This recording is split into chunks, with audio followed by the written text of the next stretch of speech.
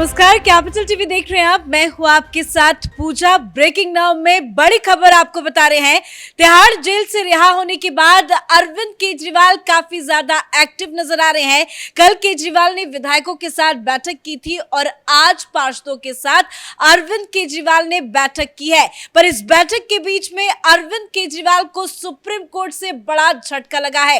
दरअसल supreme court ने अरविंद केजरीवाल के इस्तीफे की मांग वाली याचिका को तो खारिज कर दिया, लेकिन सुप्रीम कोर्ट की तरफ से एलजी को हरी झंडी मिल गई है। सुप्रीम कोर्ट ने एक बड़ी टिप्पणी की है। सुप्रीम कोर्ट ने साफ कहा है कि हमारे क्षेत्र में नहीं आता, लेकिन अगर एलजी चाहे तो इस पे बड़ा फैसला ले सकते हैं। तो कैसे केजरीवाल जेल से तो बाहर है, लेकिन मुसीबत में घिरते नजर आ रहे हैं, बताएंगे आपको। मेरे साथ जुड़े हैं कैपिटल टीवी के एग्जीक्यूटिव एडिटर राजीव जी। सर, कल विधायकों के साथ बैठक, आज पार्षदों के साथ बैठक, ये इतने ज्यादा एक्टिव क्यों हो गए हैं? देखिए, अरविंद केजरीवाल को लग रहा है अब ज्यादा दिनों तक उनकी सरकार नहीं चलने वाली है। मतलब आम आदमी पार्टी की सरकार की बात नहीं हो रही है, केजरीवाल की सरकार। यानी केजरीवाल ज्यादा दिनों तक सत्ता को अपने हाथों में नहीं रख पाएंगे। उनके हाथों से सीएम का पद धीरे धीरे खिसकता जा रहा है। हाई कोर्ट में कई याचिकाएं दायर की गई थी कि आपको अब सीएम के पद से इस्तीफा देना चाहिए, या फिर अगर नहीं देते हैं तो फिर एलजी को कोई एक्शन लेना चाहिए। पहली बात तो हाई कोर्ट ने उन याचिकाओं को खारिज कर दिया, लेकिन संवैधानिक बाध्यताओं का हवाला देकर कहा कि लोकतंत्र है और लोकतंत्र में सरकार को बनाए रखने, बर्खास्त करने की जिम्मेदारी हमारे पास नहीं है। हम उस पर फैसला नहीं ले सकते, लेकिन इसकी जिम्मेदारी है। अगर कोई पूर्ण राज्य है तो वहां गवर्नर के पास है अधिकार, और अगर यूनियन टेरिटरी दिल्ली जैसा है तो लेफ्टिनेंट गवर्नर जो हैं, एलजी हैं, वो इसके ऊपर संज्ञान ले सकते हैं, सरकार को रिपोर्ट भेज सकते हैं। संवैधानिक संकट का हवाला देकर किसी मुख्यमंत्री के खिलाफ बर्खास्तगी का ऑर्डर पास कर सकते हैं, ऐसा हाईकोर्ट ने कहा था। इस बीच सुप्रीम कोर्ट में भी याचिका दायर की गई कि अब तो केजरीवाल को आप लोगों ने अंतरिम जमानत दे दी, क्योंकि अरविंद केजरीवाल जब तक जेल में था तो यह बात उठ रही थी कि भाई जेल के अंदर है तो मुख्यमंत्री का दायित्व निभाना मुश्किल होगा। फाइल पर साइन नहीं कर सकता, वहां पर कैबिनेट की बैठक नहीं कर सकता और वहां पर अधिकारियों को नहीं बुला सकता। लेकिन अब तो जेल के बाहर है और जेल से बाहर आकर वो सिर्फ आम आदमी पार्टी का मुखिया, नेशनल कन्वेनर की भूमिका तो निभा रहे, लेकिन वो सीएम की भूमिका नहीं निभा सकते हैं, ऐसा सुप्रीम कोर्ट के 2 जजों ने शर्त रखी है।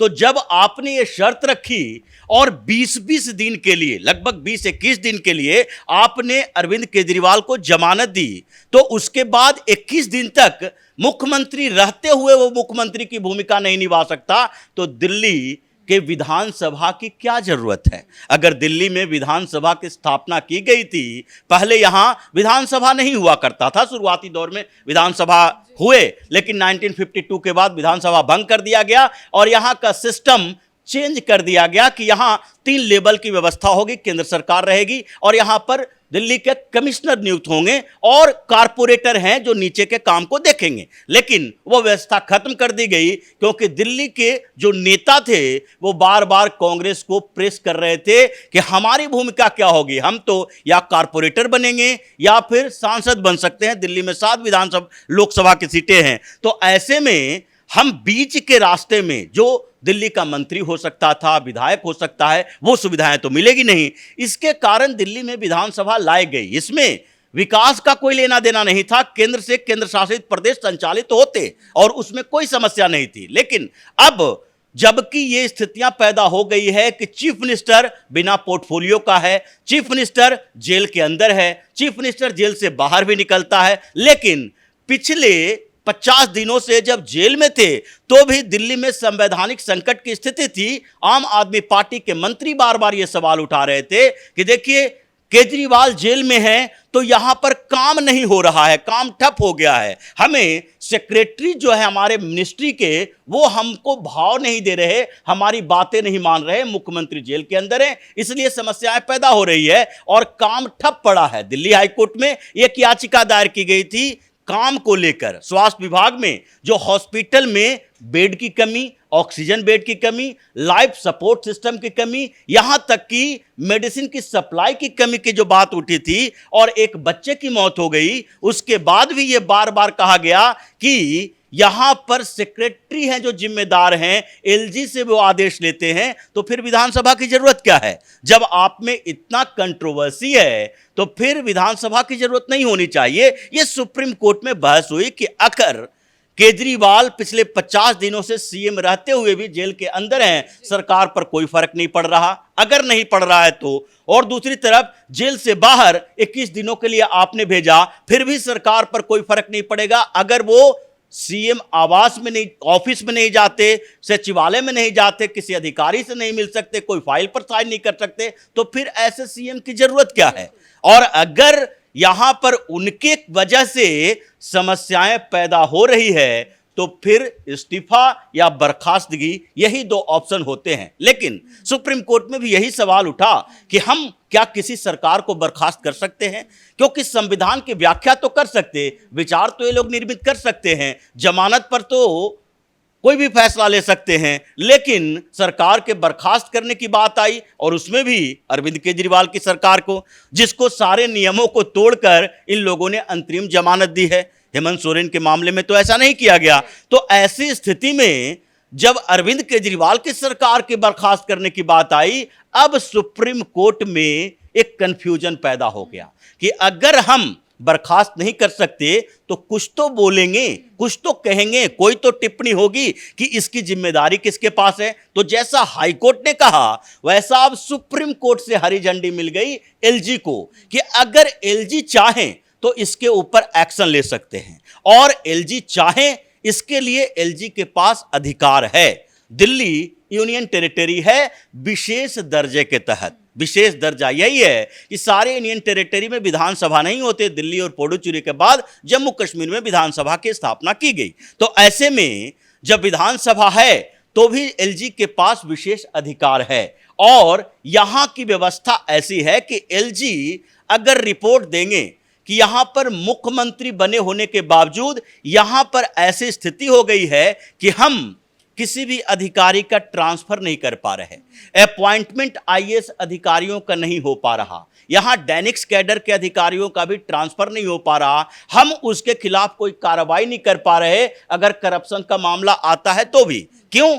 क्योंकि जो ये अभी नया कानून बना, जो बिल पारित करवाया गया था सुप्रीम कोर्ट के फैसले के बाद ही कि ट्रांसफर पोस्टिंग का अधिकार दिल्ली सरकार के पास होगा, उसके बाद संसद में एक बिल लाया गया और नेशनल कैपिटल टेरिटरी जो बिल आया, उस बिल में यह कहा गया कि ट्रांसफर पोस्टिंग का अधिकार दिल्ली सरकार के पास सिर्फ नहीं होगा, उसके लिए एक पैनल बनाया जाएगा जिसमें दिल्ली के मुख्यमंत्री भी होंगे। दिल्ली के मुख्यमंत्री के अलावा प्रिंसिपल सेक्रेटरी होम होंगे और उसके बाद चीफ सेक्रेटरी दिल्ली के हैं वो होंगे। अब इन तीनों की बैठकें होती है और उस बैठक में कई मामले सामने आते हैं कि जो सरकार के स्तर पर फैसला लेना है। वो बैठक पिछले अक्टूबर में हुआ। उसके बाद दूसरी मीटिंग के लिए जब अरविंद केजरीवाल से संपर्क दोनों सेक्रेटरी कर रहे थे तो 2-3 लेटर लिखने के बाद अरविंद केजरीवाल उस बैठक में शामिल नहीं हुआ। जब दिसंबर में बैठक की बात आई, लेटर लिखा गया, तो ये विपश्यना पर चले गए कि हमारे पास अभी समय नहीं है, हम नहीं कर सकते। क्यों? क्योंकि उस बैठक में एक और मुद्दा उठा था कि अभी जो अरविंद केजरीवाल का बंगला है, उस बंगले पर जो खर्च किए गए हैं 45 करोड़ रुपए, उसकी जांच की दिशा क्या होगी दिल्ली सरकार के अंतर्गत?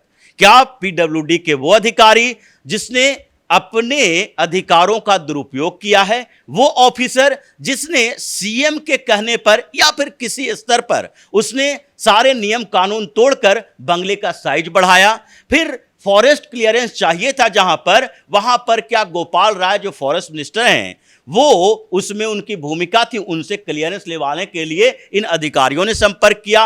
तो अगर पीडब्ल्यूडी के अधिकारी उसके इंजीनियर को इस मामले में जांच के दायरे में लाना है तो पहले सीएम से अनुमति लेनी पड़ेगी और उसके लिए यह बैठक जरूरी है।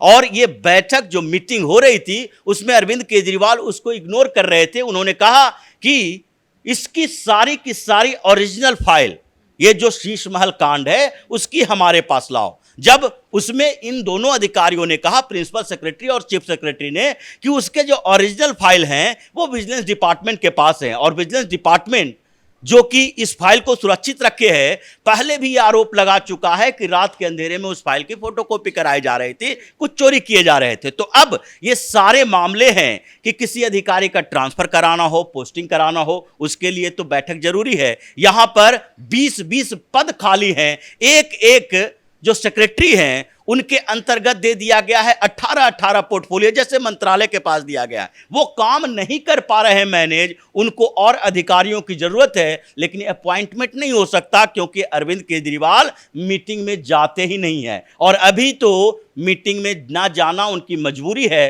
50 दिन उधर जेल के अंदर और 21 दिन इधर, यानी कि 70 दिन ये हो जाएगा और उसके बाद फिर जेल भेजा जाएगा अरविंद केजरीवाल को 2 जून में को। तो उस समय क्या अरविंद केजरीवाल बिना किसी को सीएम बनाए फिर से जेल में जाएंगे, जेल से सरकार चलाएंगे? तो ये सारी स्थितियां जो हुई है उसमें अब एलजी की भूमिका बड़ी है। आपने जो स्थिति समझाई उससे तो यही लग रहा है कि सरकार का कामकाज ठप है, सब कुछ ठप है, केजरीवाल मुख्यमंत्री रहते हुए भी मुख्यमंत्री नहीं है। तो अगर परिस्थिति स्थिति को देखते हुए क्या आने वाले वक्त में एलजी कुछ बड़ा फैसला ले सकते हैं? क्योंकि अब तो सुप्रीम कोर्ट ने भी हरी झंडी दे दी। बिल्कुल बड़ा फैसला ले सकते हैं क्योंकि अभी इंतजार हो रहा है चुनाव खत्म होने का। और अभी अरविंद केजरीवाल जो बाहर है जेल से, कैंपेनिंग कर रहा है, लेकिन सीएम का पद और सीएम के जो काम है उसका उपयोग नहीं कर रहा। तो ऐसे में एलजी के पास एक और ग्राउंड हो जाता है कि जब सुप्रीम कोर्ट ने ही अरविंद केजरीवाल को सीएम के किसी भी, सीएम रहते हुए किसी भी फाइल पर दस्तखत करने, किसी तरीके से मीटिंग करने, सचिवालय में जाने या फिर सीएम ऑफिस में जाने पर रोक लगा दी बाहर आने के बाद, तो फिर अंदर रहते हुए ये सीएम की भूमिका कैसे निभाएंगे? क्योंकि वहां भी गवाहों से तोड़ मरोड़ करने की बात होगी। तो ये कितना बड़ा ग्राउंड हो गया है एलजी के पास कि इस आधार पर आगे वो चुनाव का परिणाम आने के बाद एक रिपोर्ट तैयार कर रहे हैं जो भेजेंगे गृह मंत्रालय के पास और सरकार से, केंद्र सरकार से दरख्वास्त करेंगे कि या तो अरविंद केजरीवाल को इस्तीफा देना चाहिए या फिर हम दिल्ली की सरकार को ही बर्खास्त करेंगे। अरविंद केजरीवाल जो है वो शातिरता दिखा रहा है, ऐसे इस्तीफा देना ही है। लेकिन इस बीच उसने क्या किया कि एक नया कैंपेन चलाया, जेल के बदले वोट। और वो क्या सोच रहा है कि ये जेल के बदले वोट जो है उसको एक्सपेरिमेंट के तौर पर रखते हैं, ज्यादा समय नहीं है, 4 जून को ये पता चलेगा कि जेल के अंदर का फोटो लोगों को कितना प्रभावित कर पाता है।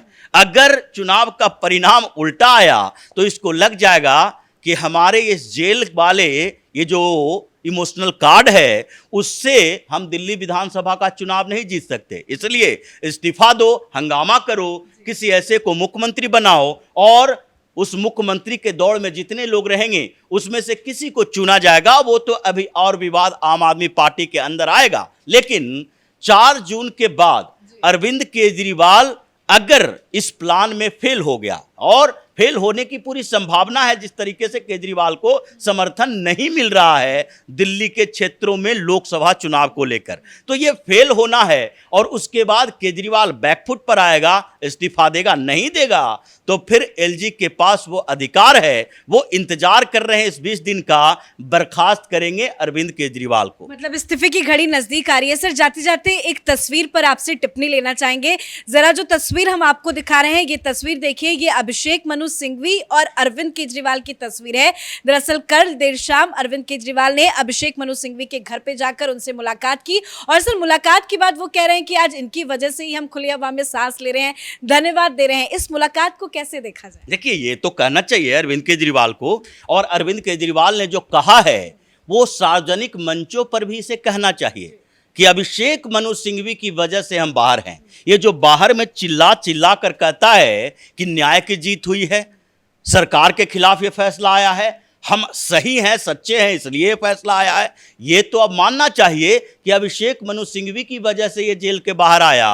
क्योंकि अभिषेक मनु सिंघवी की सेटिंग कैसी है सुप्रीम कोर्ट में ये सबको पता है, और जितने मामले अभिषेक मनु सिंघवी ने लोअर कोर्ट में लड़े हैं, जितने मामले देख लिए, यही अभिषेक मनु सिंघवी राहुल गांधी का मुकदमा लड़ने के लिए गया था गुजरात हाई कोर्ट, और वहां पर गुजरात हाई कोर्ट में सिंघवी को भगा दिया, कोई राहत राहुल गांधी को नहीं मिली।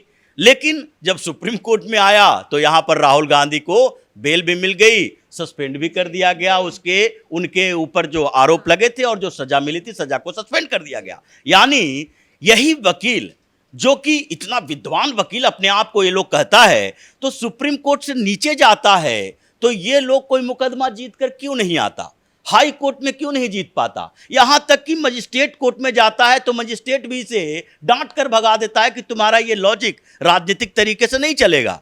आखिरकार ये नीचे के कोर्टों में ये हमेशा हार जाता है और सुप्रीम कोर्ट में जाता है तो बेंच चुनता है कि कौन से बेंच में कौन से मामला जा रहा है, उसी के अकॉर्डिंग हम देखेंगे। जब थोड़ा गलत बेंच पकड़ा गया जहां पर इन लोगों के अपने पहुंच नहीं है, तो वैसी स्थिति में विड्रॉ भी कर लेता है। जैसे उमर खालिद के कई याचिकाएं हाई कोर्ट और सुप्रीम कोर्ट में इन लोगों ने बेल के लिए दिया और फिर वापस ले लिया। अरविंद केजरीवाल पर भी वापस लिया है और पिछले दिनों अरविंद केजरीवाल को जो याचिका सुप्रीम कोर्ट में दायर की गई थी वो वापस ले लिया गया था, फिर नई याचिका दायर की गई। तो कहीं न कहीं तो केजरीवाल को अभिषेक मनु सिंघवी का एहसान मानना चाहिए। वो जो दिल्ली के खजाने से करोड़ों रुपया अभिषेक मनु सिंघवी के अकाउंट में दे रहा है, अपने घर से देना होता तो इसका ये वसुंधरा वाला मकान बिक गया होता। इसलिए ये चोर लुटेरे जो हैं लोगों के पैसे से ही मुकदमा लड़ते हैं। ये जो घर भ्रष्टाचार किया था, ये जो 100 करोड़ रुपया लिया ये शराब घोटाले का, वो पैसा क्या जनता के बीच बांटा था कि अपने फायदे के लिए लिया था? इन लोगों के मुकदमे लड़ने के लिए कोई वकील सरकार की तरफ से होना नहीं चाहिए, फीस नहीं मिलनी चाहिए। जब करप्शन के मामला है तो पर्सनली फीस दो, पर्सनली लड़ो। ये स्थितियां अब विकट हो चुकी है। अब इस पर सरकार नए नियम कानून बनाएगी। धन्यवाद सर जानकारी के लिए। तो अरविंद केजरीवाल ने अभिषेक मनु सिंघवी से मुलाकात की है, उनके घर पे गए थे, गुलदस्ता लेकर पहुंचे थे, उनका धन्यवाद जताया है और कह रहे हैं कि आज इनकी वजह से हम जेल से बाहर हो पाए हैं। लेकिन जिस तरह से अरविंद केजरीवाल एक्टिव है, कल विधायकों के साथ मीटिंग की, आज पार्षदों के साथ मीटिंग की, वो एक्टिवनेस कहीं ना कहीं ये बताता है कि केजरीवाल हर दिन को इस्तेमाल करना चाहते हैं। लेकिन सुप्रीम कोर्ट ने आज केजरीवाल के इस्तीफे को लेकर जो टिप्पणी की है वो अरविंद केजरीवाल के लिए बहुत बड़ा झटका है। सुप्रीम कोर्ट ने एलजी को केजरीवाल के इस्तीफे को लेकर हरी झंडी साफ साफ दे दी है। इस बड़ी खबर में मेरे साथ फिलहाल इतना ही। कैमरा पर्सन अशोक के साथ मैं पूजा, कैपिटल टीवी।